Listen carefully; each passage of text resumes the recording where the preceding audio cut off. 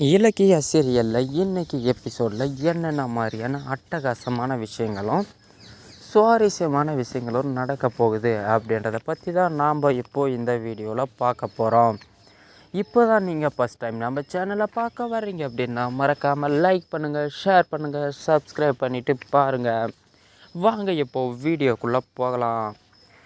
இலக்கியாவும் கௌதமும் போட்ட திட்டப்படியே பார்த்தீங்க அப்படின்னா கௌதம் ஒரு தொழிலதிபராக உருவாக ஆரம்பிச்சிட்டாருன்னு தாங்க சொல்லணும்.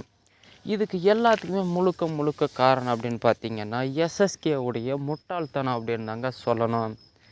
இந்த அளவுக்கு ஒரு பிஸ்னஸ் மேனாக இருக்கிற எஸ்எஸ்கே பார்த்தீங்க அப்படின்னா இந்த அளவுக்கு ஒரு முட்டாளாக இருப்பான்னு நான் கூட நினச்சி கூட பார்க்கலங்க. எப்படின்னு பார்த்தீங்கன்னா சிவாஜி படத்தை பார்த்தானா இல்லையோ தெரியலுங்க, சிவாஜி படத்தில் வர கான்செப்டை அப்படியே தூக்கி இவங்க பணத்தை கொள்ளடிச்சிருக்காங்க. இதை கூட கண்டுபிடிக்க தெரியாத ஒரு முட்டாளாக இருக்கான் நம்ம எஸ்எஸ்கே.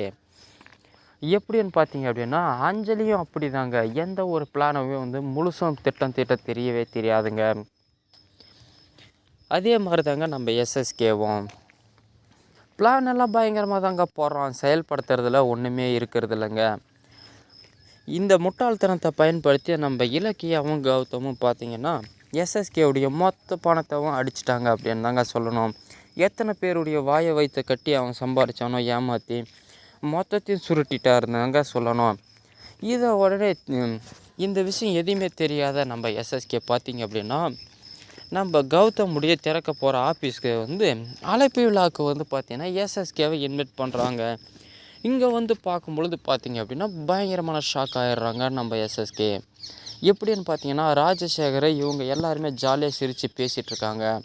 நான் தான் உனக்கு ராஜசேகர் பணம் கொடுத்தேன் இல்லையா, சாயில் ரிப்போர்ட்டே நீங்கள் கொடுக்கக்கூடாது அப்படின்னு, அப்புறம் இருந்தும் எப்படி நீங்கள் ரிப்போர்ட்டை கொடுத்தீங்க அப்படின்னு சொல்லிட்டு ராஜசேகரை பிடிச்சி கேட்குறாருங்க.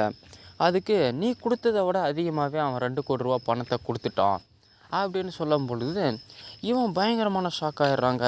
அன்னாடங்காட்சியாக சுற்றிட்டு இருக்க பிச்சைக்கார பையன் கௌதம் இவனுக்கு எப்படி இந்த 2 கோடி ரூபாய் வந்துச்சு அப்படின்னு சொல்லிட்டு யோசிக்கும் பொழுது அப்போ தாங்க அவனுக்கு ஒரு விஷயம் தெரிய வருது. நம்ம பணத்தை ஒரு வேளை கௌதம் தான் அடிச்சிருப்பானோ அப்படின்னு சொல்லிட்டு யோசனை பண்ணி இதை நம்ம சும்மாவே விடக்கூடாதுன்னு சொல்லிட்டு நேராக கௌதம்கிட்டே போய் கேட்குறாங்க. என்னுடைய பணத்தை அடித்தது நீ தானா, உண்மையாக சொல்லு, உன்னை நான் சும்மாவே விட மாட்டேன் அப்படின்னு சொல்லிட்டு கேட்கும் பொழுது அடா முட்டா பையரா எஸ்எஸ்கே, இதவே இப்போ தான் நீ கண்டுபிடிச்சியா, இந்த அளவுக்கு முட்டாளாக இருப்பேன்னு நான் எச்சு கூட பார்க்கல அப்படின்னு சொல்லும்போது கோவத்தில் கௌதமுடைய கோர்ட்டை பிடிச்சி இழுத்து அடிக்கிற அளவுக்கு பிரச்சனை ஆயிடுதுங்க கௌதமுடைய ஆஃபீஸில். இதுக்கப்புறம் என்ன நடக்க போகுதுன்றது அடுத்த வீடியோவில் பார்ப்போம்.